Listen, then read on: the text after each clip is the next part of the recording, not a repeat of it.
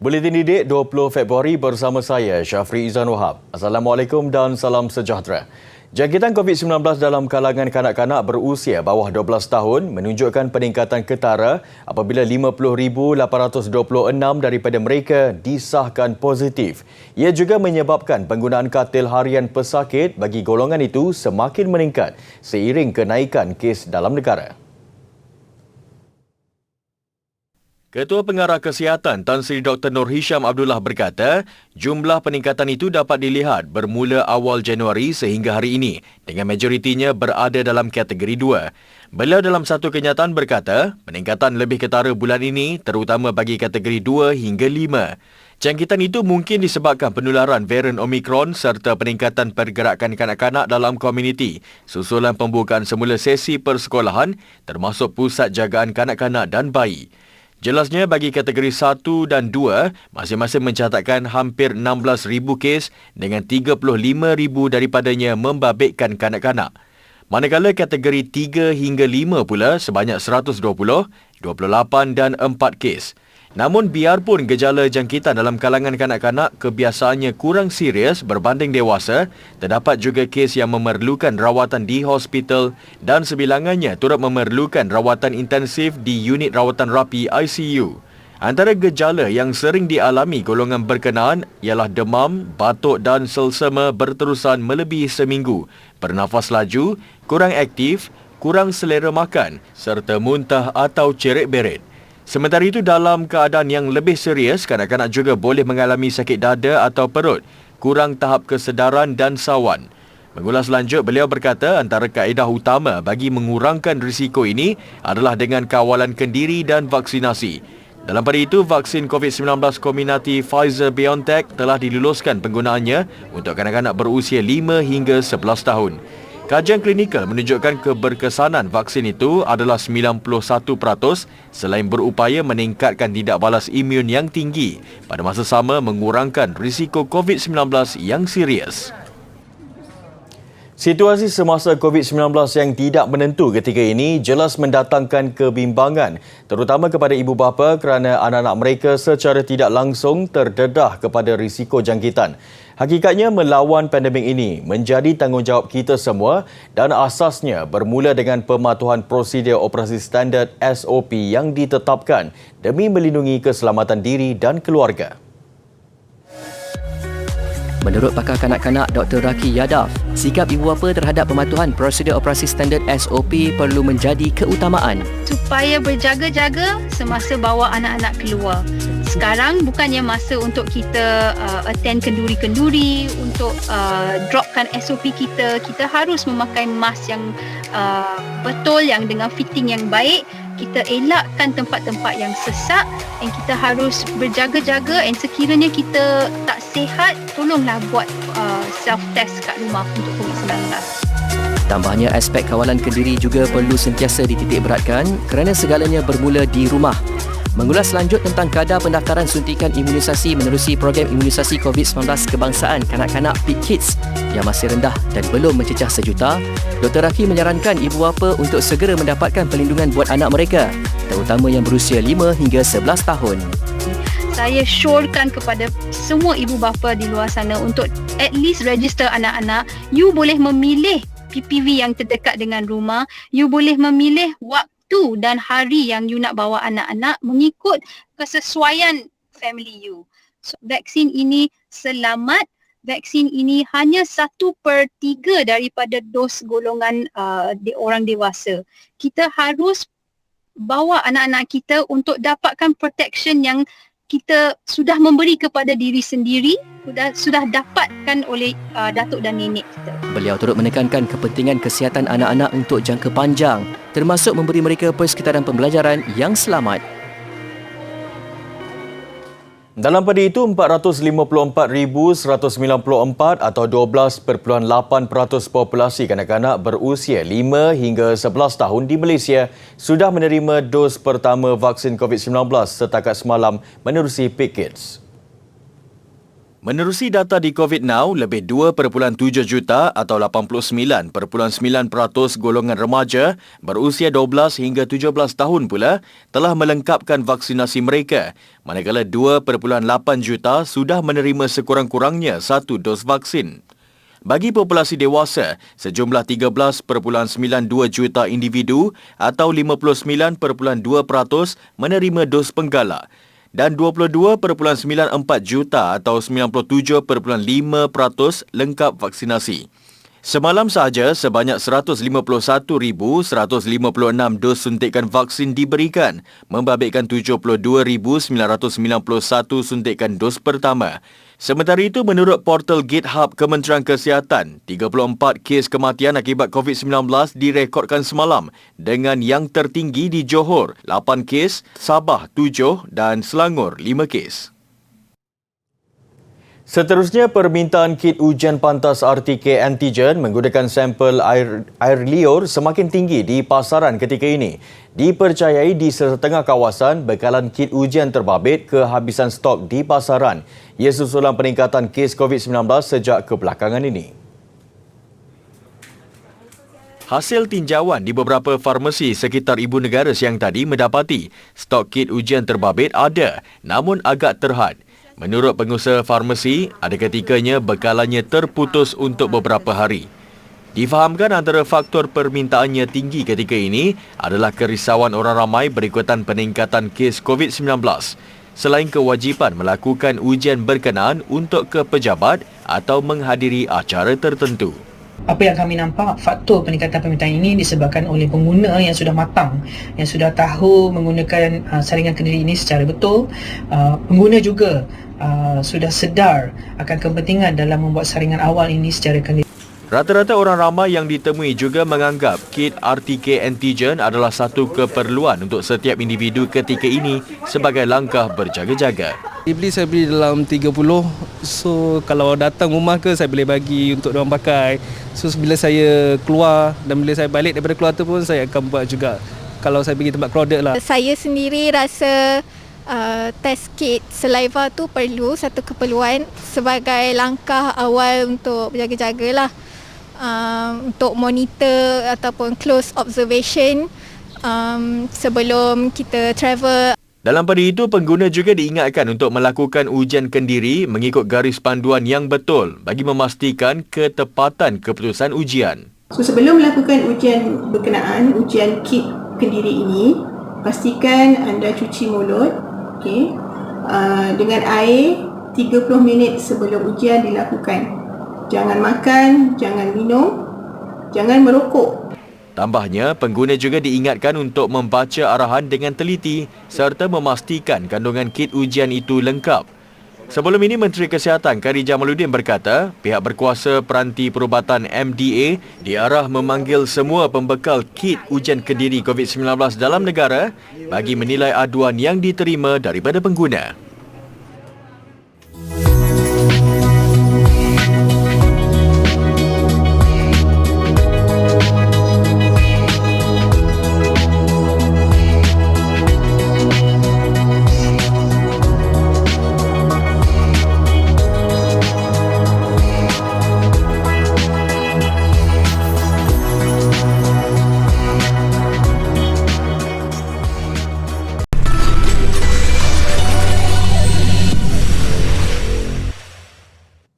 Bukan sekadar not do re mi fa sol la ti do, pembelajaran alat muzik recorder tidak lagi membosankan. Dengan alunan lagu-lagu komersial dan moden, suasana pembelajaran kelas muzik di sekolah kini lebih menyeronokkan. Ikuti laporan aktiviti minggu ini.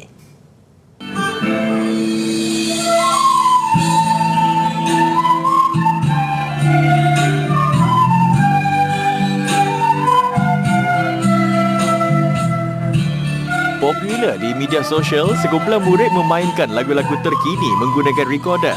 Antara lagu yang dimainkan, Malam Semakin Dingin dari kumpulan Spin, Permata Untuk Isteri dari kumpulan Kopratasa dan Sejati dari kumpulan Wings. Di bawah bimbingan Cikgu Kamarul Syahril Kamaruddin, muzik itu dialunkan oleh 36 murid dari kelas 6 Progresif SK Senawang Negeri Sembilan. kemampuan mereka memainkan lagu-lagu komersial dan malar segar sehingga lagu moden berbanding lagu-lagu tipikal yang sering diajar mengikut silibus mendapat pujian ramai. Kalau nak ajar lagu-lagu yang viral, lagu-lagu yang level tinggi ni tak ada dalam silibus sebenarnya. Jadi saya bahagikan kalau macam sekarang muzik 30 minit. Jadi 20 minit saya ajar ikut silibus dan 10 minit kemudian tu saya bagi mereka note dan ajar mereka tiup note tersebut lah ikut lagu-lagu yang sama ada saya pilih sendiri ataupun anak-anak murid yang pilih. Sejak 17 tahun lalu, Cikgu Kamarul mendedahkan murid-muridnya bermain rekorder di tahap yang tinggi seawal darjah 3. Ilmu itu turut disampaikan melalui saluran YouTube Cikgu Kamarul agar mudah dipraktikkan anak-anak didiknya di rumah. Pada saya, murid-murid nak pandai bukan dekat sekolah. Nak pandai dekat rumah. Dekat sekolah, cikgu-cikgu cuma bagi ilmu je. Jadi, diorang buat kat rumah. Lepas tu, cuma salah satu saya punya cara ialah saya bagi mereka note. Kemudian saya tiup dulu rekorder tu. Saya masukkan dalam YouTube saya. Lepas tu, diorang tengok dekat YouTube, diorang belajar. Ikut fingering saya, cara macam mana saya tiup. Lepas tu selepas seminggu saya jumpa, selalunya mereka dah boleh tiup lagu tu dengan baik. Kalau ada salah-salah sikit baru kita betulkan dalam kelas. Berpegang pada ungkapan practice make perfect, Cikgu Kamarul berjaya membudayakan pembelajaran rekorder di sekolah sehingga pelajar membawa instrumen itu setiap hari dan berlatih di mana dan bila-bila sahaja sekiranya ada peluang. Bukan sahaja dapat mengembangkan minat dan bakat mereka dalam bidang muzik, pembelajaran rekorder juga memupuk disiplin yang tinggi. Sebenarnya saya nak buka mata semua pihak bahawa rekorder pun berguna sebenarnya kalau kita berilmu. Okey. Ramai yang petikai kenapa tak ajar main ni, kenapa tak ajar main ni. Sebenarnya rekorder adalah salah satu alat muzik yang paling murah tapi berpitch. Okey. RM10 ataupun RM6 dah boleh dapat. Betul, dia ringan, senang dibawa ke sekolah bila-bila masa. Sebab saya pegang satu prinsip pendidikan adalah untuk semua. Jadi dengan rekorder ni, semua murid tanpa mengira latar belakang boleh belajar main muzik. Amanah Ikhtiar Malaysia AIM membawa keceriaan kepada hampir 15,000 anak-anak usahawan AIM dengan membekalkan kelengkapan sekolah menjelang sesi persekolahan baharu bulan depan. Pengarah urusannya Muhammad Syamir Abdul Aziz berkata, sumbangan itu dapat mengurangkan beban usahawan AIM yang terjejas perniagaan ketika Perintah Kawalan Pergerakan yang dilaksanakan sebelum ini. Program pertama bantuan kembali ke sekolah berlangsung di Tasik Gelugor, Pulau Pinang siang tadi. Turut hadir pengerusi AIM Datuk Syahabuddin Yahya dan Ketua Pegawai Operasi Media Prima Omnia Muhammad Effendi Omar. 1,000 anak-anak usahawan AIM di Pulau Pinang menerima barang keperluan sekolah yang lengkap dalam majlis yang diadakan dengan pematuhan prosedur operasi standard yang ketat. Jadi kita bekalkan dengan anak-anak sahabat ni baju seragam lengkap termasuk alatan persekolahan. Pemilihan anak-anak sahabat ni berdasarkan kepada kategori lah. Kita utamakan kategori B40 dan yang lain-lain lagi. Katanya, program pertama diadakan di Pulau Pinang memandangkan AIM lahir di Universiti Sains Malaysia dan akan diperluaskan ke setiap negeri sebelum permulaan sesi persekolahan. Difahamkan di setiap negeri sekurang-kurangnya 1,000 anak sahabat usahawan AIM yang dikenal pasti akan menerima sumbangan. Memang sangat diperlukan memandangkan sekarang kos bahan semua nak naik kan. So bila dapat bantuan ni dapat kurangkan kos macam sekarang semua pun barang naik kan. Sekarang ni dengan PKP hari tu kan lama dah kami tak berniaga. Lepas tu bila tahun ni bila dapat bantuan memang banyak-banyak bantu kami lah. Nak beli barang baju-baju sekolah apa semua kan. AIM memperuntukkan dana RM2 juta untuk pelaksanaan program kembali ke sekolah di seluruh negara.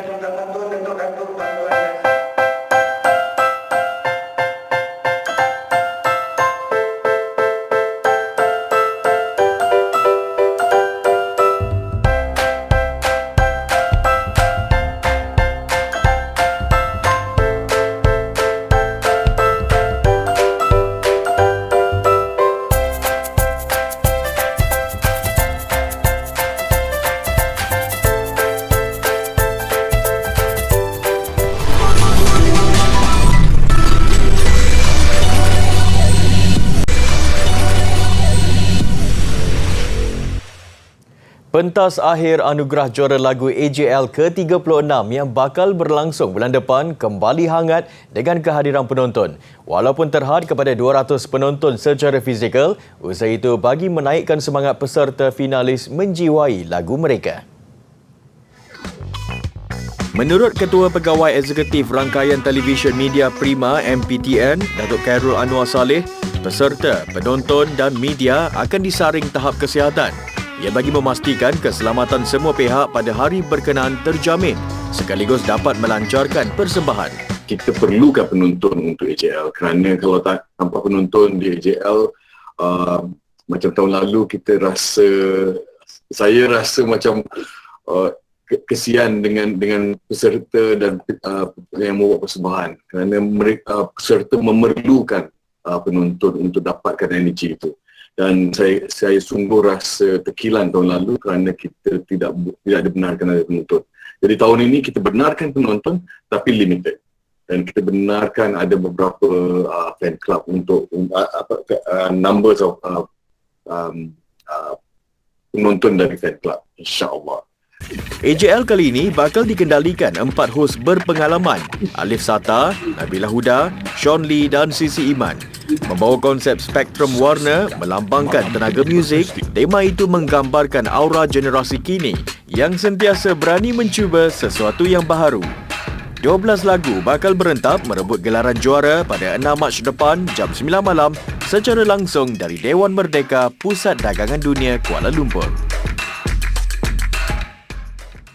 Filem baharu idola muda Tom Holland dilihat mampu menguasai box office Amerika Syarikat pada tayangan pertama hujung minggunya.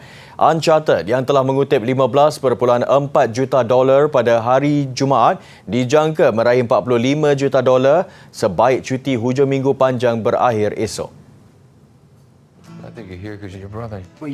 Uncharted disifatkan sebagai ujian buat pengaruh Holland dalam dunia perfilman. Memandangkan penampilannya terlalu sinonim dengan watak Spider-Man.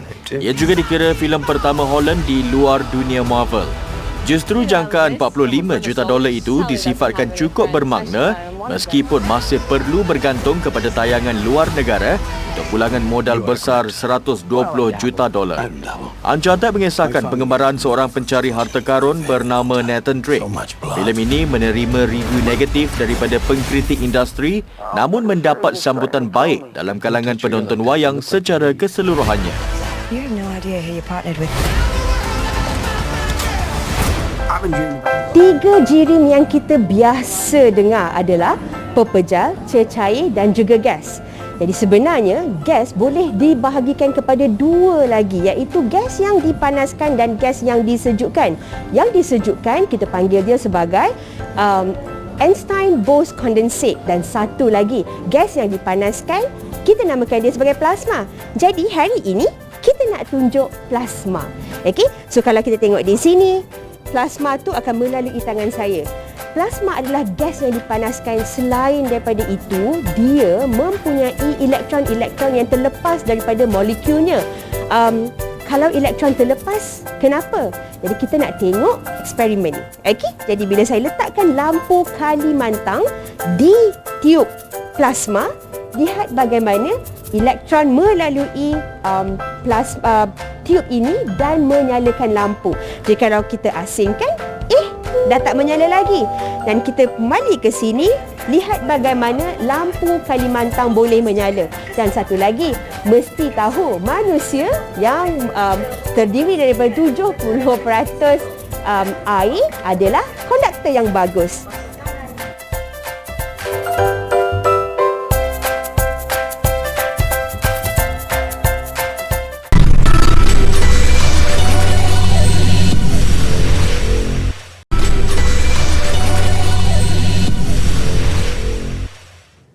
Sukan.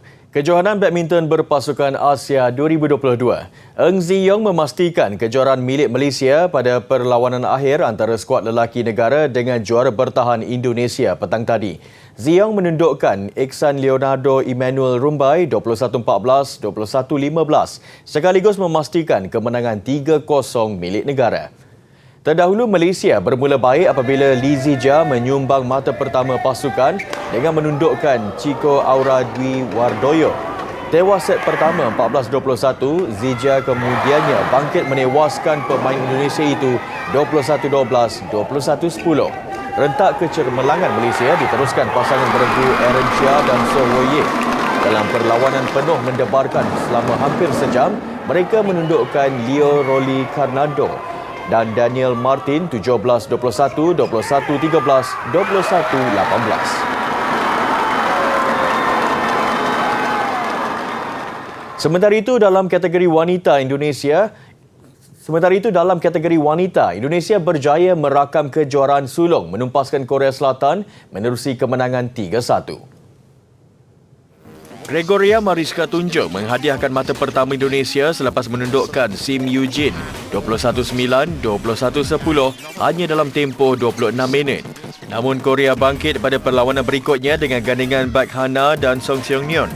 Mereka berjaya mengatasi Febriana Dewi Puji Kusuma, Amalia Cahaya Pratiwi menerusi permainan 3 set 21-15, 14-21, 21-14. Indonesia mengesahkan kejayaan apabila Putri Kusuma Wardani mudah mengatasi Lee Si-yeon 21-10 dan 21-18. Disusuli Gandina Nita Violina Marwah dan Lani Tria Mayasari berjaya menyekat cabaran Kim Min Ji Park Min Jeong keputusan 23-21, 21-11.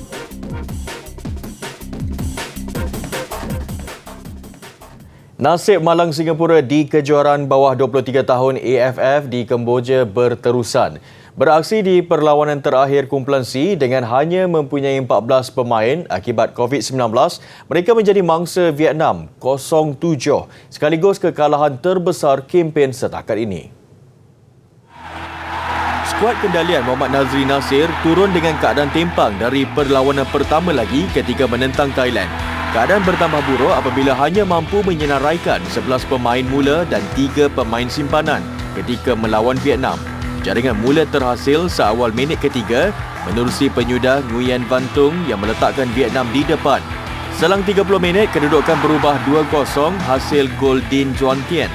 Benteng Singapura roboh lagi dalam jarak 4 minit menerusi gol kedua peribadi Van Tung. Vietnam terus mendapat kelebihan apabila lawan terpaksa beraksi dengan 10 pemain sahaja selepas Jordan Emavi dilayangkan kad kuning kedua dan diperintah keluar padang.